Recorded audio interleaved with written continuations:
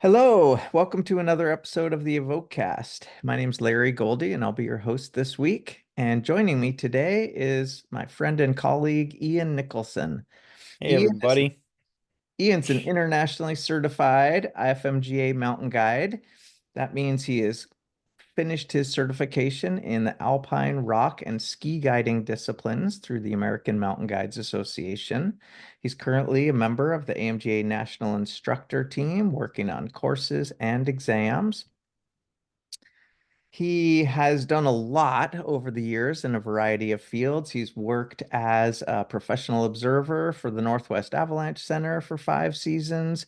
He is a senior editor for Outdoor Gear Lab. He is a guidebook and technical skill book author for numerous books. He is a prolific avalanche course instructor, having taught over 150 recreational level one and two avalanche courses. He works for ARI, teaching both pro instructor course or as a pro instructor, teaching professional level avalanche courses as well as instructor training courses. And then he's also a prolific climber, having established over a dozen first ascents here in the Cascades, as well as new routes all over the world, including the Waddington Range, Patagonia, the Alaska Range, and then having climbing experience all across the globe. So, Ian, welcome. Thanks for being Awesome. here. Thanks so much for having me, Larry. Yeah. Well, you and I have known each other for quite some time, and I would love to kind of zoom back to those early days. And uh, yeah, I think you have a quite a unique story. Maybe tell us a little bit about how you first got into climbing and some of your early experiences that draw drew you into a career in the mountains. Yeah, totally. I went to high school in Seattle and I went to a alternative Seattle school called Nova. And that school had an outdoor club run by my science teacher, Jeff Petty. If you're out there, thank you so much. Um, and Jeff used to be a Knowles instructor when he was younger. And so he just ran a totally awesome outdoor program, essentially an outdoor club at the school. We started by doing these like longer backpacking trips, where we'd go backpacking on the beach or we hiked across Olympic National Park. And eventually we went snow camping. And I just thought that was just the coolest thing. It was super cold. I'm sure I had like a 30-degree Coleman bag. It was like minus 15 degrees Fahrenheit. It was freezing cold and I just loved it. And I started just like reading climbing books. I thought it was really fascinating. Our teacher, Jeff Petty, really encouraged us to kind of like get into climbing. I had a friend named Graham McDowell who went to the school with me, and we just started climbing. We started really early on, just trying to do like this kind of the snowy peaks of the Cascades, as well as this guy named Jaya Saw, who's, I still in contact as a firefighter in Seattle now. But I can still remember some of our earlier climbs. Like we couldn't even drive yet. Like I literally would meet people on the internet. They'd be shocked that I was like a 14-year-old or a 15-year-old, and we go climb these random mountains. I remember one particularly funny story where Jaya, who was 14 and I was 15, we wanted to climb Mount Rainier, but we obviously couldn't drive yet. And so we paid our friend John Graham, who was a senior and had a car. We paid him an hourly wage to drop us off at Mount Rainier and then come pick us up 3 days later. And I still remember we went into the ranger station to get our permit, like many 14 and 15-year-olds. We thought we could pass as 18 because we knew you had to be 18 to climb Mount Rainier or have an adult with you. But of course, we're like, oh, we could totally pass as 18, no problem. So we go to get our permit, and the rangers instantly like, well, how old are you? And of course, we're like, oh, we're 18. And they're like, well, can I see your driver's license? And we were like, well, we don't have any driver's license. They're like, well, how'd you get here? Our friend dropped us off. And you could just see the ranger was like, oh my goodness, I cannot believe who I'm talking to. So anyway, the ranger quizzed us on like crevasse rescue and some stuff, which we had actually prepared for quite a bit. And they, I didn't really think about it at the time, but he kind of let us go with like, hey, if you run any problems, find one of the guides, find one of the rangers, tell them you need help. And we're like, oh, sure, like whatever, no problem. Anyway, kind of just kept Hang on, getting, hang on. oh I yeah. got to interrupt here. What did your parents think when you were? You going know, to my climb Mount dad Rainier. didn't really understand what I was doing. I mean, I bet I could have been more forthcoming about it. I think in his mind, we were going like hiking, like we were going like Okay. backpacking. At Yeah. least that's what I'm pretty sure he did not totally get what climbing Mount Rainier fully involved. Yeah. My Got it. dad, likes to travel, he likes to hike and stuff, but has never done any sort of climbing objective. So I'm sure I was misleading to give him the benefit of the doubt, but yeah, he didn't really think anything of it. I was like, oh yeah, it's fine. We're just gonna go climb Mount Rainier. It's no problem. He's like, okay, And great.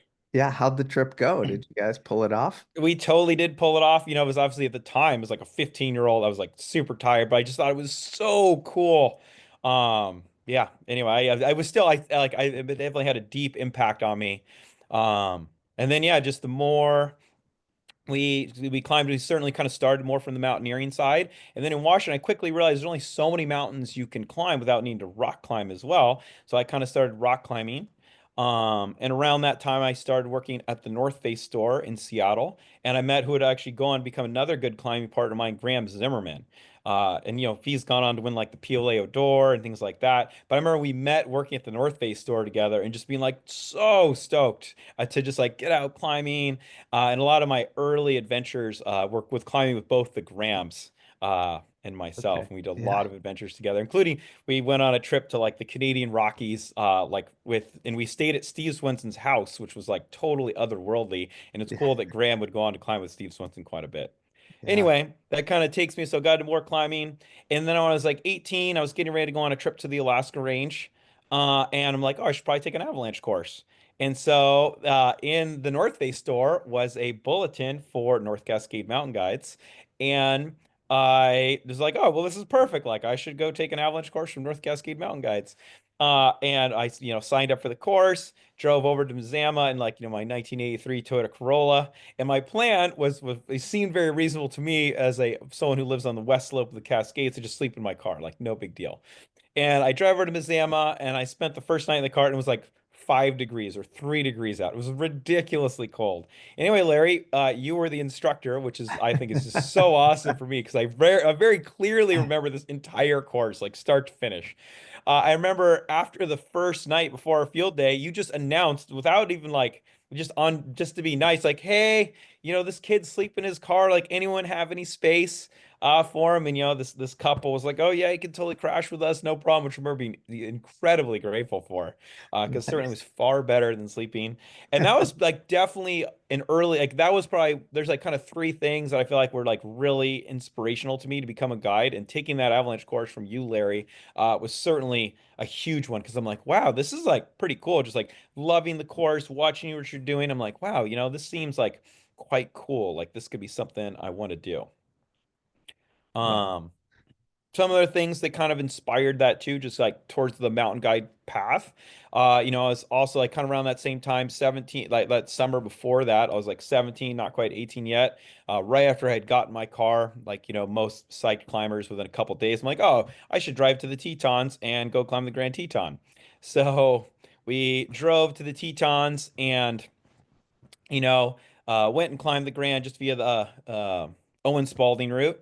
I went with my friend Jaya, and we essentially followed a guide up the whole route. We like hung back. We didn't want to like, crowd them or anything. And the guide was so nice to us. And I still remember that. And I try if there's ever parties around, if they help struggling through finding or whatever, I just remember how impactful that was as me as a 17-year-old, how this guide could have been really mean to us. But he was just so nice. I wish I knew who it was. He was an older guy even then, and he just basically let us draft. He like give us little beta now, and he's like, "Oh, make sure you don't go too far. Do this here, whatever." He was just so nice to us, and drafted him up. And then I also by the same year I actually interned at Alpine Ascents in Seattle Okay. because at that time when you were a junior, at least when I was a junior, I was really encouraged to get an internship somewhere. There was even someone whose job was to kind of set up uh, that process, and so I still remember interning at Alpine Ascents under Gordon Jano, who is still at Alpine Ascents even to this day. And you're still in high school at this point. Yep, totally. Yeah. Okay. Like I was in high school and I took the avalanche course from you and things like that. Yeah. And so I remember at that time, I think maybe even on the course where you kind of at one of the breaks we started talking, you're like, I'm gonna be a mountain guide. And you had the vision from those early days. And so Yeah, what point did you start moving in toward guiding, and how did the start of your career take shape? So, I certainly like, yeah, 17, 18, I was like, I want to, when I grow up, I think I want to be a mountain guide. So I was always someone I did well in traditional school. But I was like, I think I want to be a mountain guide. And so I kind of deferred going to college for, a couple years, and then basically just started going down the A.M.G.A track. Like graduated from high school, I'm like, okay, I need to work on my climbing resume some more, gain some more skills. So kind of, went to the Alaska Range, went to Yosemite, just kind of bounced around, just trying to get better. And took my first A.M.G.A course when I was 20, and that's when I started guiding. And so that would have been like 2006. And yeah, started guiding for Mountain Madness, and just thought it was so cool. It was so fun. Just totally enjoyed it. I'm glad Matt Schoenwald, who was working at the time, would really like encourage me to uh, take an A.M.G.A course. He's like, oh, if you want to do this like for a while, like you should take an A.M.G.A course.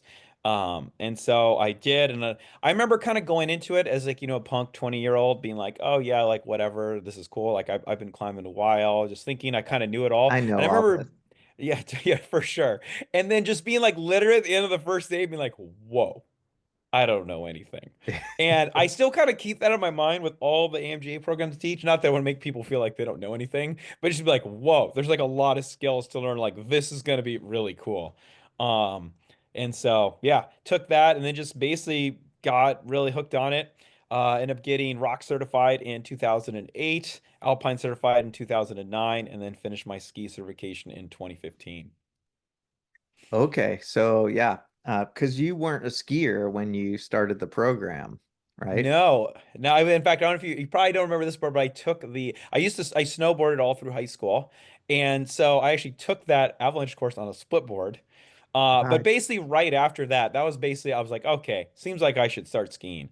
And so, certainly was a much stronger climber in the beginning. And I remember being kind of bitter at the AMGA. They made me try to be a better skier. And now I'm very grateful for it. I am working as a ski instructor for a few seasons, actually, which was something you recommended to me, Larry. And I really benefit from that. I went through like PSA level one, PSA level two, and I just learned so much. Now I appreciate that it's, rare that there are skiers who I guide who are better than me. And I appreciate the AMJ pushing me in that direction, but maybe being bitter in the moment. So if you're listening and you're one of those people that's bitter, know that it's worth it.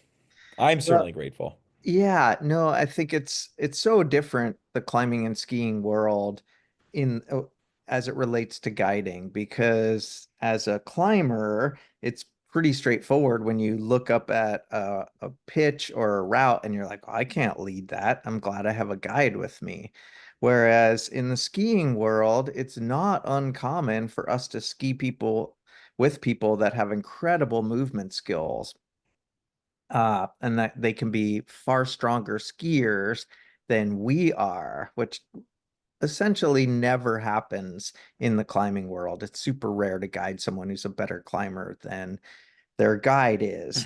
Whereas Right. it's not uncommon in the ski world because many people have been skiing their whole lives, regardless of what their backgrounds are. And so in order to maintain any semblance of control over your guests, you don't have them on a rope 99% of the time. So if they look at you and they're like, oh, this guy doesn't even know how to ski, they are not going to want to listen to a single thing you have to say all day. Why they should go over here, why they should follow you around. And so it's huge just to get buy-in, to get group control, and to have that authority to lead people through the mountains on skis. You have to be skiing at a certain level. And we get a lot of climbers coming into the ski program in the A.M.G.A that feel like the ski standard is like it's a 512 standard. Whereas if you come from a ski background and you get into the ski program, you're like, oh no, it's like 510 minus, it's not Right. that high. But it's all a matter of perspective. And I find Totally. myself having to explain that to a lot of people. And I've actually seen that play out with guides I've worked with that were climbers that learned to ski, and they weren't the strongest skiers. And we'd be out with a group, and the group was great when I was out front. And as soon as my partner was out front, oh my God, these people were a nightmare. They did not want to listen to a single thing he said because they didn't respect him as a skier. I totally agree. Yeah, Yeah. and I think you've had a similar experience to many guides that kind of have that transformation where all of a sudden you're like, oh my God, skiing is so fun. Like, how could I Totally. have not been doing this for all these years? And now it's probably a huge part of your annual guiding work. Is that accurate? Yeah, I bet I'm even just bare. I bet I guide pretty close to 200 days a year, and I bet I'm just over 50% on skis. Which if you had told me that as an 18-year-old, I probably don't think I would have believed you. But yeah, especially being in Washington, we have a long ski season, and so yeah, I bet it's now even the slightly bigger half of my year. Yeah, no, I do believe that. We do have a long season. We have very little ice climbing. Any kind of winter mountaineering you want to do, you kind of need skis to go anywhere. So, it's fairly natural in our part of the country for people to pick that up. And as a climber, otherwise, there's like half the year where you're just sitting Right. around frustrated. Yeah. And so you went through the AMGA program.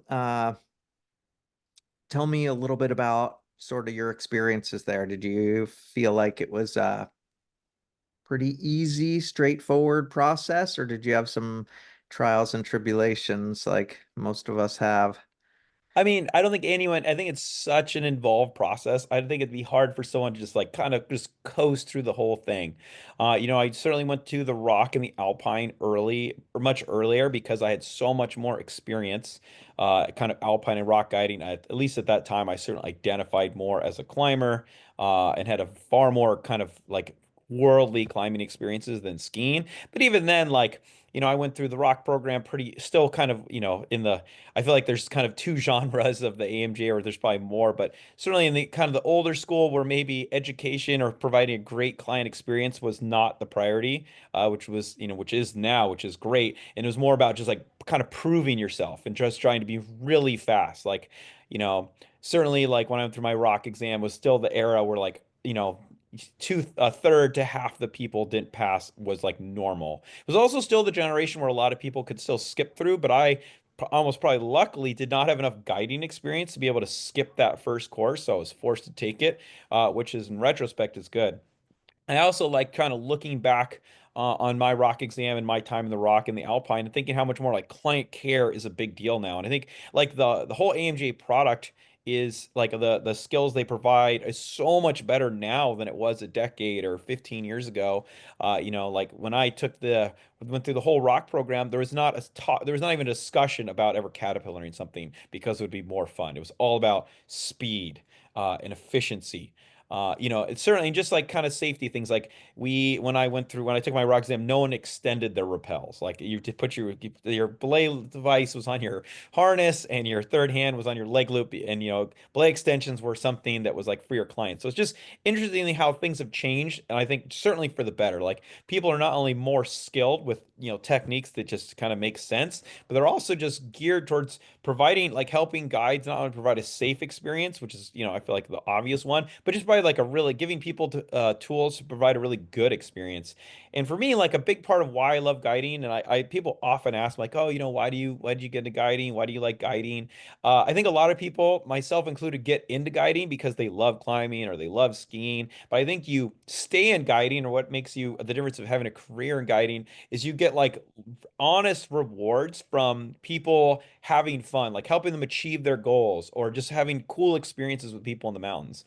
Like I still am just as excited now as I was when I started for like helping people just climb like the Becky route or the Tooth or whatever, Baker. They're like, you can tell when people are like digging deep, going up the Roman wall. I always say like even kind of the bread and butter kind of trade routes that I don't even know how many times I've climbed Mount Baker as an example. But I appreciate the fact that like these people have like put in a ton of time training They've probably like been waking up, whatever early several times a week to do, whatever training they're doing, hopefully with a sweet trainer like Evoke or something like that, to hope them make it. But they've been doing something most of the time, and it's like all this effort is like coming into perspective in that moment as they're like digging deep. Even like gutted Denali like 10 times. And I can remember like basically every time I've been going up to the summit, like on the final ridge, which is pretty like people are gassed there. You're 20,000 feet. People are like giving 110%. And I can always remember like looking down the rope because even I'm breathing hard and like looking in all my clients' eyes and be like, they are like, this is it. Like, this is the moment of truth. Like, they are like, this is game time. Like, they're like trying so hard. Like they want this so bad, and I appreciate that. I'm like, nice work. Like I've literally cried on the summit of Denali for people because I can like see how hard how much effort they've been putting not only like in that day or on the expedition itself, but in like the 6, 8 months, whatever, however long their training was leading up to that. I'm just like so proud of them in that moment. Like literally cried for them more often than not. I don't know if I should be admitting that, but I'm No, just so happy for yes. them. I couldn't agree more. I think that was really well put. That is one of the most incredible things about guiding is that we get to have these experiences again and again. And certainly some climbers would look at that like, oh my God, you've climbed, Denali 10 times or you've climbed Mount Baker 200 times. And how could you do that? I would go crazy. But I think the thing they're missing is we get to have these experiences and see it through the eyes of our guests. And that is such a powerful thing. And to help them achieve their goals and to see, a route that I've climbed 100 times through their eyes and it's mind blowing for them is such a rewarding thing for us. And yeah, it's a gift that we get to be able to share those moments with our guests.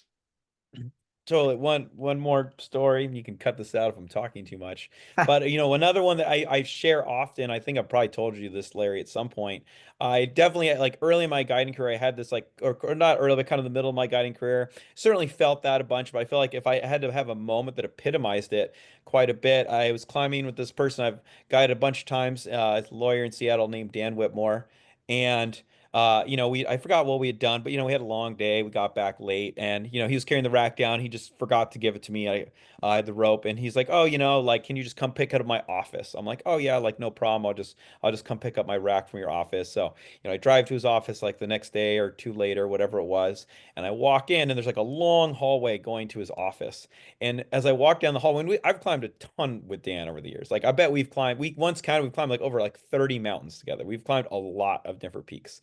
And I'm walking down this hallway, this long hallway, and there's all these pictures on both sides of the hallway. And they're Dan on the summit of a ton of different mountains. And I'm like, or occasionally in camp or things like that. And I'm like, whoa, I took all of these photos. Like, and they're just like all lining this whole way. And I walk up to the secretary. I'm like, oh, I'm here to see Dan. I think he has some of my gear. They're like, my name's Ian. They're like, oh my goodness, you're Ian Nicholson. We hear so much about you. And like, it really just drove home like how, for talking to kind of guides going through the program, like, for you, it could feel like just another day at the office, but for so many people, this is like one of the cooler moments of their year, or in some cases, like a life moment, right? Most people only summit to only one time in their life. Like that is a moment they will never ever forget. And I think that just almost epitomizes how, like, Dan and I climb few mountains every year, and it's just so cool to see like how he gets them framed, put on his office. It's just such a cool experience to hear how excited he is about all of those. Yeah, no, that's great story. I appreciate that. I have some longtime guests that similar way when I go to their house and I look around and see, you know, all Right. the summit photos. Like I was there. Oh, I was there on that one. Oh Right. my Totally. God. Yeah, that that is very rewarding.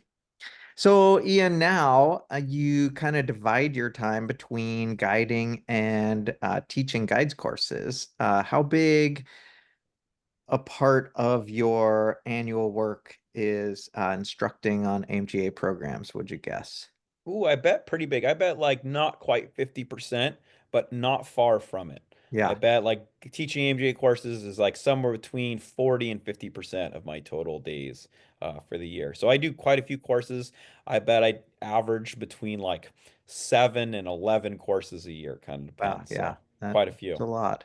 And so I would bet you have a pretty darn good sense for some common mistakes that you see for people working through the program. Uh, I work with a lot of guides and I feel like I try to dispense a lot of advice for people as they're navigating this experience. It's often for many people, start to finish will be, 5 or more years to take all their courses and exams if they're going to go through the full process. So what would you say? What are some of the common mistakes that you see people making as they work their way through the process? Gosh, that's a good question. I'd say it depends on the discipline a little bit. There are some good crossovers. The Alpine, I think one of the things that if I had to give like some advice on, I'd be like, always be willing to adapt the rope and or error correct your systems. And I think in the Alpine, you're often changing the systems the most.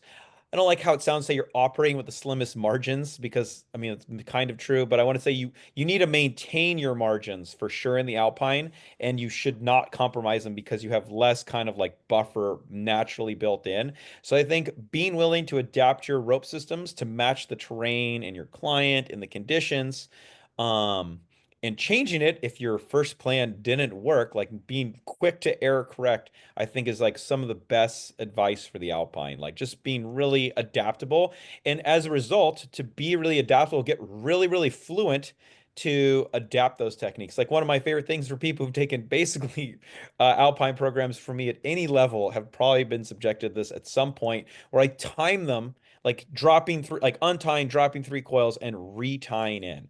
And I love to time people not to prove like not to have a race, but I love to prove people like that takes like the average like guide candidate, especially in advanced course or exam, takes like 14 seconds to do that. And I think in people's minds, they're like, well, I gotta untie, I gotta like drop three coils, I gotta like retie in. It's like all this work. And the thing is, like, just know that these things don't take that much time and just like do it and just do it well. Like, don't I want to sound harsh, like don't be lazy, be good. And like being good, I just mean do the technique you think is the best and then just be good, aka not take a long time to transition between.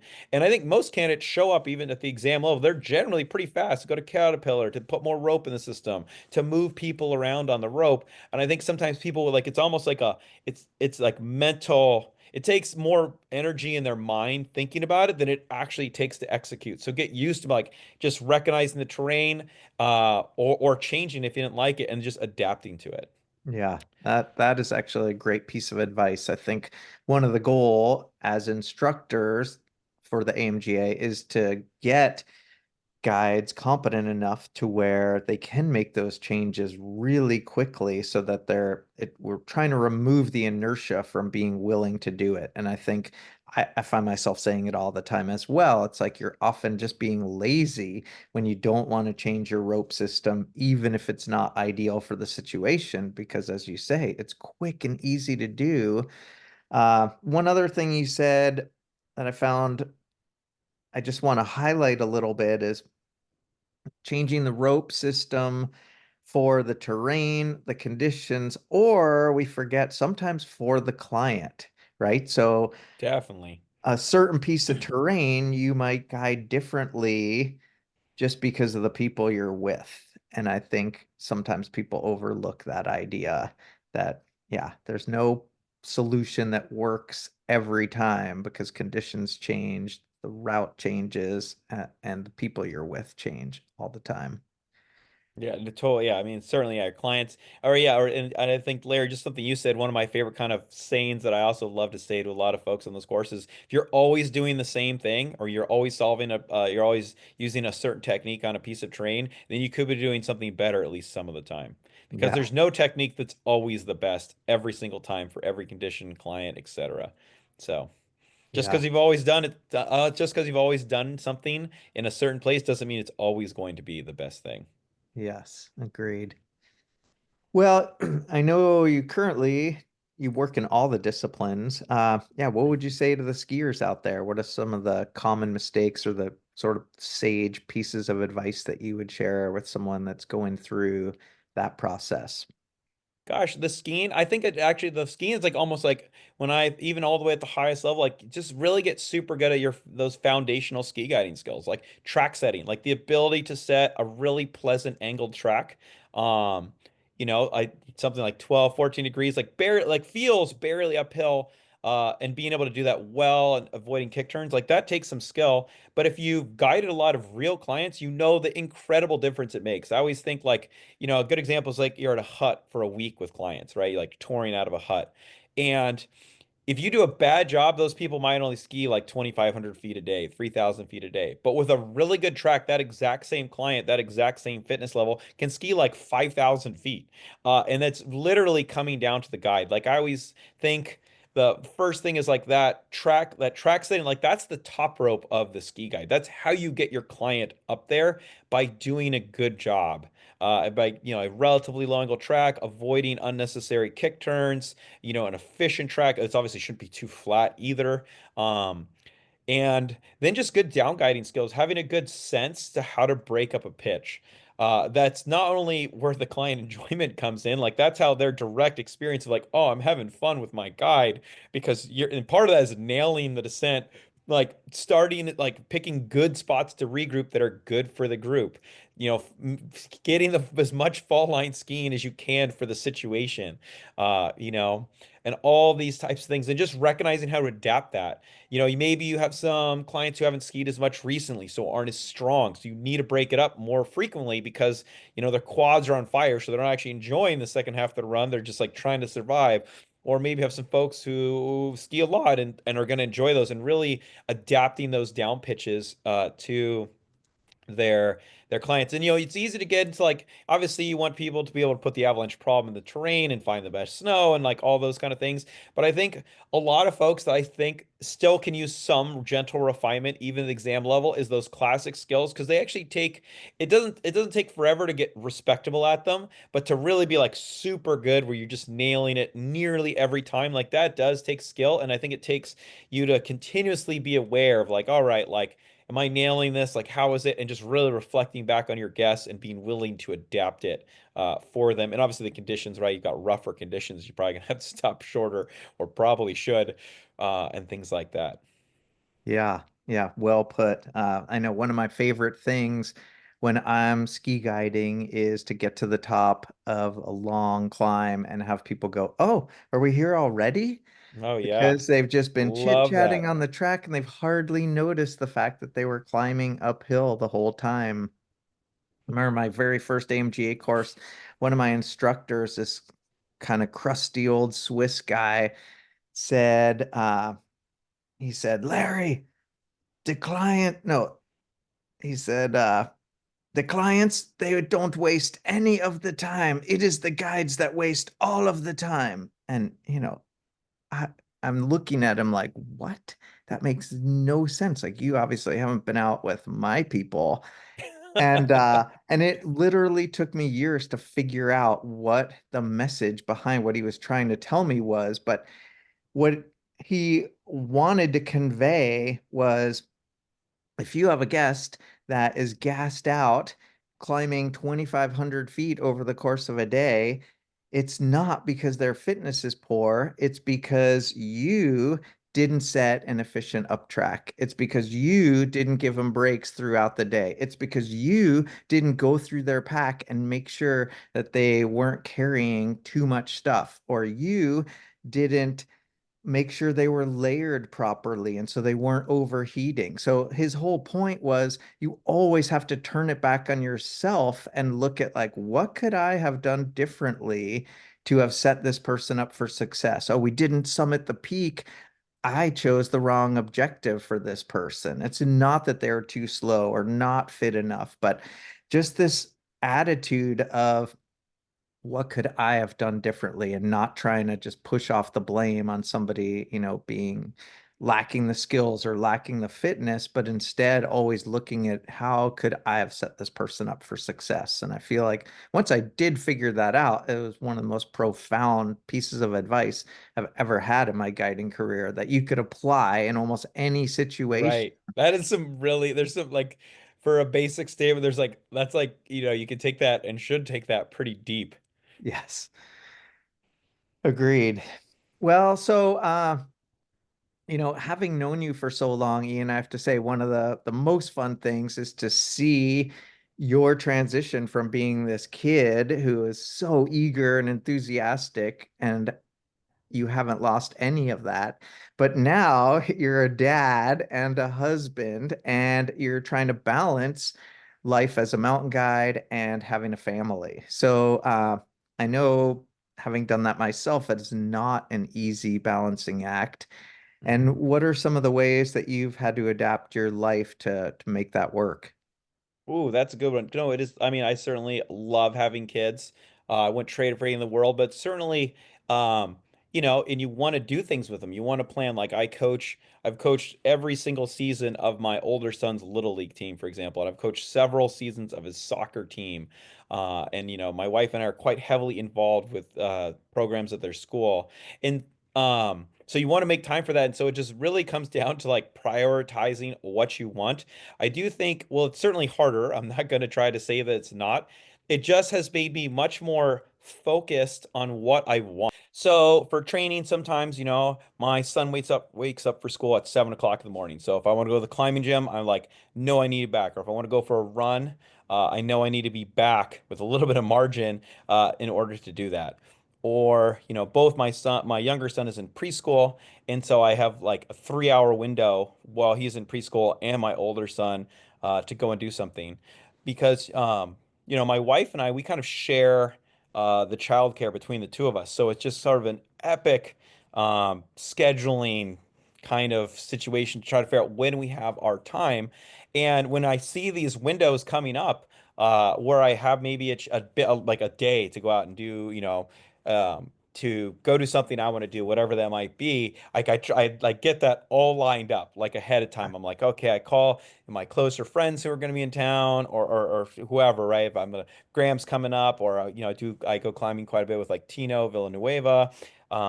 Like I like line those things up, and I'm like, and Yeah. I especially, not that any of them are flaky, but I'll send like I'm like, all right, we still on for this day? Like Yeah, it's gonna be because good. I'm We're going gonna to do make this. backup plans if we're Right. not. I know. And so you just gotta, it in some ways it helps you get more focused. So I'm certainly more focused with my time than before kids, where sure I had more time, but I bet I wasted a lot more time. I have very little wasted time now.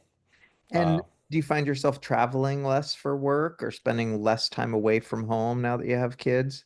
I do. I used to do far more expeditions, whether it's Aconcagua or Denali, or whatever.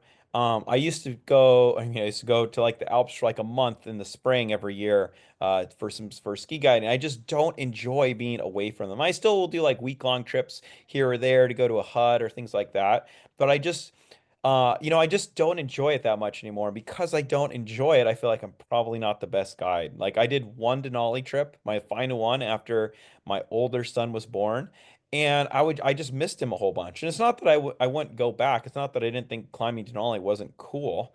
I just didn't like being gone from him for potentially like 28 days or whatever like the long end of a trip would be. I'd much rather be gone, because in some ways it's still hard, but a lot of guiding, especially in the summer, I might work 2 or 3 days, but then I'm home for like 2 or 3 days. And so in some ways it's nice. And in a lot of the spring, which is when baseball seasons, both my kids love baseball, I literally just planned most of my schedule around the little league schedule. Nice. Like I fit it all in around it.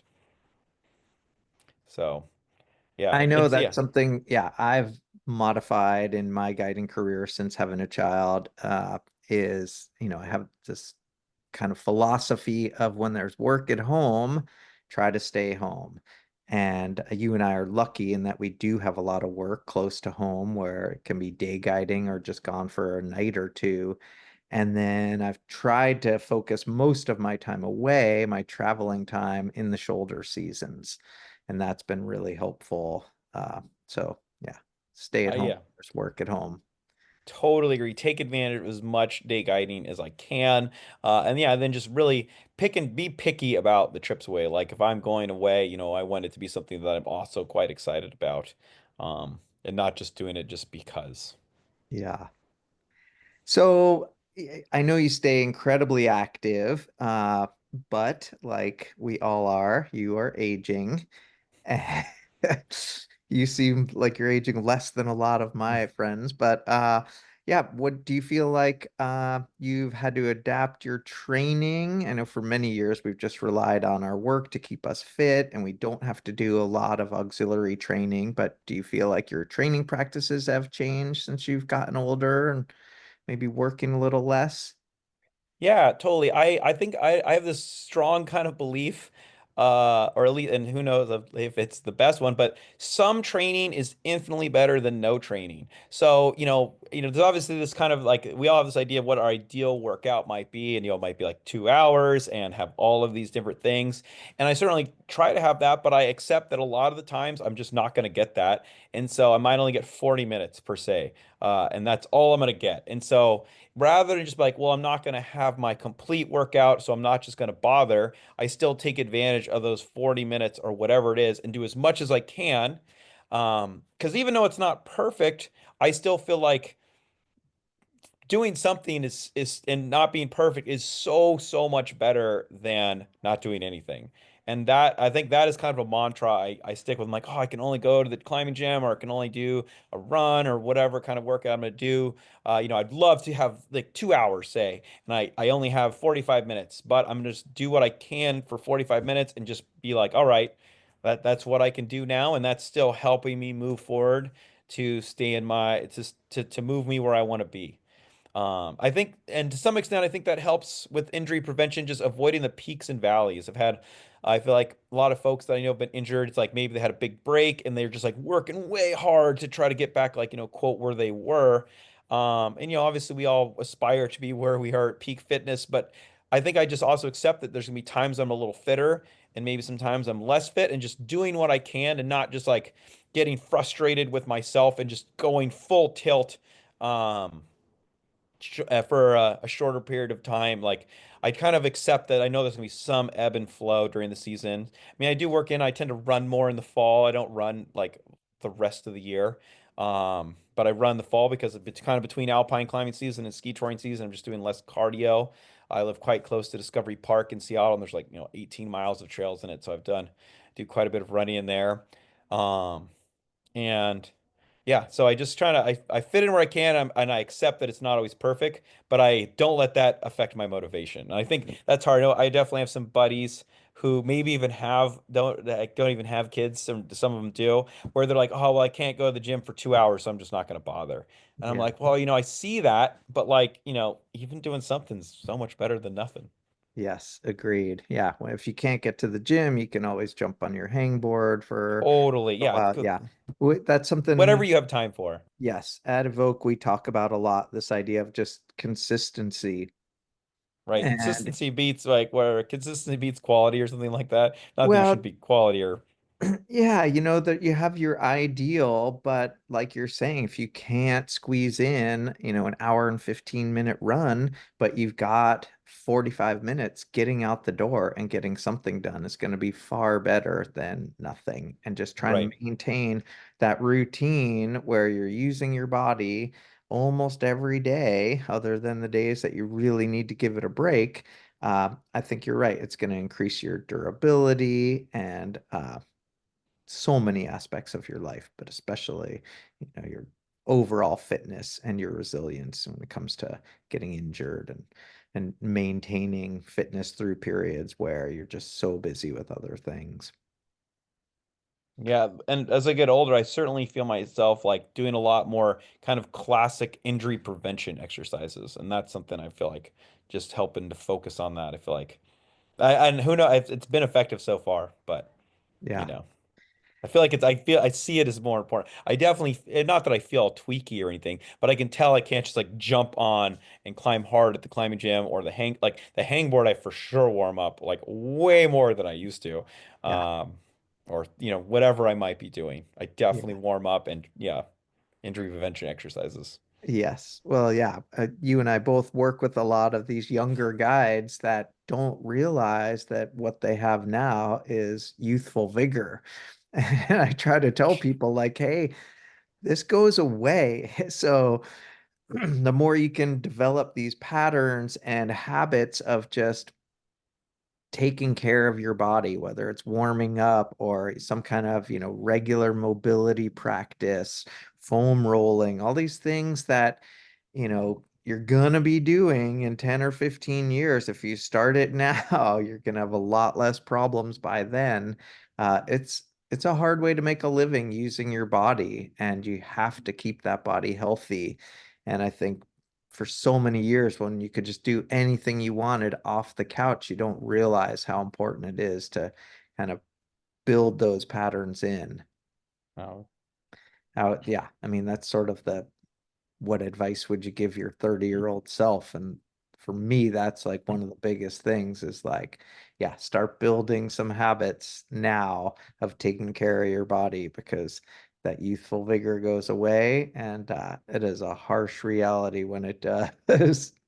right. No, yeah, I mean, yeah, I mean, I think whether it's climbing the gym or, lifting weights or whatever, I used to just kind of do whatever I felt like. I think now I definitely have more of a plan. And that in itself, like, I feel like I trained so much more efficiently just by having a plan of what I should be doing versus like whatever I felt like doing. A little bit of like, yeah. So if I had something to tell my younger self, it'd be like, have a plan more of the time versus just going to the climbing gym, going to lift weights, just be like, oh yeah, just do this and that because, I don't even know what my reasoning for doing those things are, but the plan Yeah. is huge.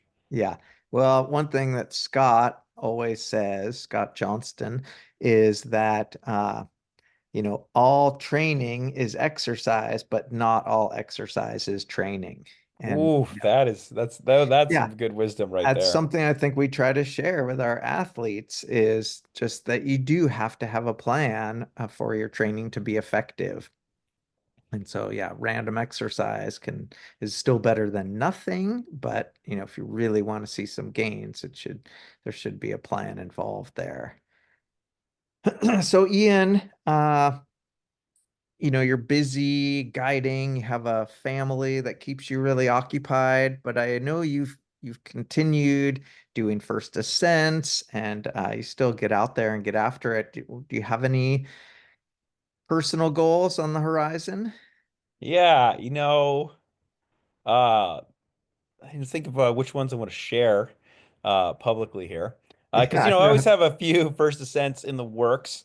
Of late, I've done quite a bit of route development at Snoqualmie Pass, so I have a few projects in the works because I've just been really rewarded, even though those routes take a ton of work to establish. Larry, you have a good feeling for that. Working on Sisyphus, very much the same things. If you can't drive to the top of these, um, yeah, and so I've just been really happy with how those have really kind of come together. So a lot of my goals, at least around Washington, are kind of continuing on that path. Um, and then, I've definitely have a big goal, dream. I'd love to do sometime in the next 5 years, and I actually thought about it a lot more. As I just really like to try to do El Cap and Half Dome in a day. Like I just oh, really, really want to do that. yeah, And so. I've done each of them individually, but obviously there's a big difference between doing them on their own and putting them together. But if I can still remember, it's just such a cool experience to, move over so much terrain. I just think it sounds, I mean, clearly it's obviously a lot of hard work and everything, but it also seems like a ton of fun. yes, So that's something yeah, I'd like to do for a sure. lot of high quality climbing in a day. A lot of high quality climbing in a day. Nice. Awesome. Well, I want to be respectful of your time. Thanks so much for taking a little bit of your day to come share some of your wisdom with us today, Ian. Thanks so much for having me, Larry. This was super fun. Awesome. Well, and thanks for tuning in to the Evoke cast.